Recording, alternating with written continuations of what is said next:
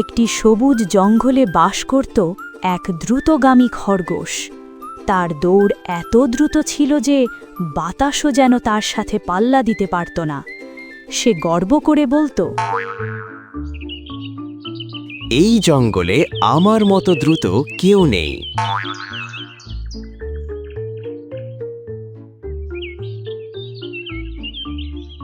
কিন্তু তার এই গতির সাথে ছিল এক বড় দুর্বলতা, অহংকার। এই জঙ্গলেই বাস করত এক ধীর গতির কচ্ছপ। তার গতি ধীর ছিল, কিন্তু তার মন ছিল অটল। সে জানত ধীরে হলেও কোনো কাজে থামা যাবে না।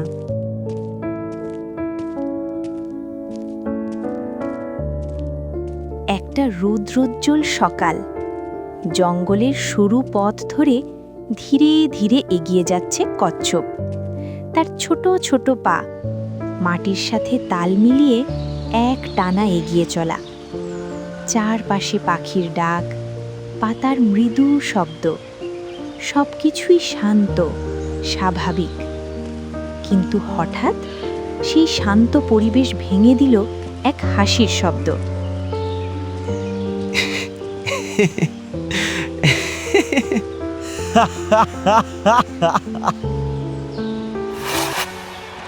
গাছের ছায়া থেকে লাফিয়ে বের হলো দ্রুতগামী খরগোশ।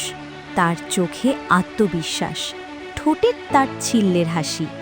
সে কচ্ছপের সামনে এসে দাঁড়ালো, একবার মাথা থেকে পা পর্যন্ত তাকালো। তার ধীর গতি, ভারী খোলস। তারপর,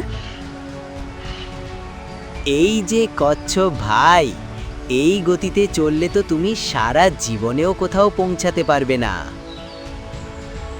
খরগোশের কথা শুনে আশেপাশের কিছু ছোট প্রাণী হালকা হেসে উঠল। কচ্ছপ থেমে গেল এক মুহূর্তের জন্য। তার ছোট চোখ দুটো ধীরে উঠল খরগোশের দিকে। না কোনো রাগ, না কোনো তর্ক। তারপর সে আবার মাথা নিচু করে ধীরে ধীরে এগিয়ে চলতে লাগল, আগের মতোই, থেমে না গিয়ে। সে কিছু বলল না, কারণ সে জানত সব কথার উত্তর শব্দে দিতে হয় না, কিছু উত্তর দিতে হয় নিজের কাজে। আর ঠিক সেই মুহূর্তেই গল্পটা নতুন মোড় নিতে শুরু করল। কচ্ছপ থামল না, কিন্তু কয়েক পা এগিয়ে গিয়ে হঠাৎ থেমে গেল। চারপাশে তখনও সেই চাপা হাসি, খরগোশের তাচ্ছিল্যের দৃষ্টি। ধীরে ধীরে কচ্ছপ মাথা তুলে তাকালো খরগোশের দিকে। তার চোখে এবার আর শুধু নীরবতা নেই, আছে আত্মবিশ্বাস। গতি বড় না, শেষ পর্যন্ত পৌঁছানোই আসল। তুই আর আমি একসাথে দৌড় দিবি? তাহলে চল, দৌড় প্রতিযোগিতা হোক। চারপাশে থাকা প্রাণীরা একে অপরের দিকে তাকালো, কেউ অবাক, কেউ কৌতূহলী। কচ্ছপ কি সত্যি রাজি হবে? কচ্ছপ এক মুহূর্ত দেরি করল না। ঠিক আছে, আমি রাজি। সেই মুহূর্তেই একটা সাধারণ অপমান রূপ নিল এক বড় প্রতিযোগিতায়। আর জঙ্গলের সবাই বুঝে গেল এবার কিছু একটা ঘটতে যাচ্ছে। পরের দিন সকাল, জঙ্গলের এক খোলা মাঠে জমে উঠেছে এক ভিন্ন রকম পরিবেশ। চারপাশে ভিড় করেছে জঙ্গলের নানা প্রাণী, হরিণ, বানর, শিয়াল, পাখিরা গাছের ডালে বসে আছে। সবাই এসেছে এক অদ্ভুত প্রতিযোগিতা দেখতে। মাঠের এক পাশে দাঁড়িয়ে আছে খরগোশ, আত্মবিশ্বাসে ভরপুর, যেন যে কোনো মুহূর্তে ছুটে যাবে।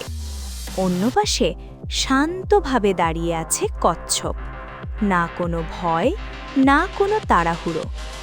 একটি পাখি উঁচু ডালে উঠে সংকেত দেওয়ার জন্য প্রস্তুত হলো। পুরো জঙ্গল নিঃশব্দ। শুরু! দৌড় শুরু হলো। খরগোশ ঝড়ের গতিতে ছুটে গেল। মুহূর্তের মধ্যেই সে অনেক দূরে। আর কচ্ছপ ধীরে, খুব ধীরে, কিন্তু থামেনি এক পা। তারপর আরেক পা, একদিকে ঝড়ের গতি, অন্যদিকে ধৈর্যের পথ চলা, আর এই দুয়ের লড়াই ঠিক করতে চলেছে কে আসল বিজয়ী। খরগোশ অনেকটা পথ পেরিয়ে এসে থামল। তার শ্বাস স্বাভাবিক, মুখে আত্মতৃপ্তির হাসি। সে একবার পিছনে তাকালো। দূরে, অনেক দূরে এগিয়ে আসছে কচ্ছপ, এতটাই দূরে যেন এই দৌড়ে তার কোনো অস্তিত্বই নেই। একে হারানো তো খুব সহজ, একটু ঘুমিয়ে নেই, তারপর উঠে গেলেই জিতে যাব।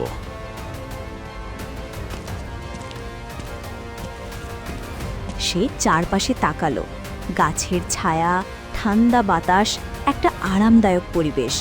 তার মনে হলো, এত তাড়াতাড়ি দৌড়ানোর কি দরকার, একটু বিশ্রাম নিলে তো কোনো ক্ষতি নেই। এই ভাবনাটা ধীরে ধীরে সিদ্ধান্তে পরিণত হলো। খরগোশ নরম ঘাসের ওপর শুয়ে পড়ল, হাত পা ছড়িয়ে আরাম করে চোখ বন্ধ করল। আর কিছুক্ষণের মধ্যেই সে গভীর ঘুমে তলিয়ে গেল। একদিকে গভীর নিশ্চিন্ত ঘুম, অন্যদিকে থামাহীন এক যাত্রায় এগিয়ে আসছে। খরগোশ ঘুমিয়েই থাকল। এইদিকে কচ্ছপ শুরু থেকে যেমন ছিল এখনও তেমনই, না কোনো তাড়াহুড়া, না কোনো থামা, শুধু একটানা এগিয়ে চলা।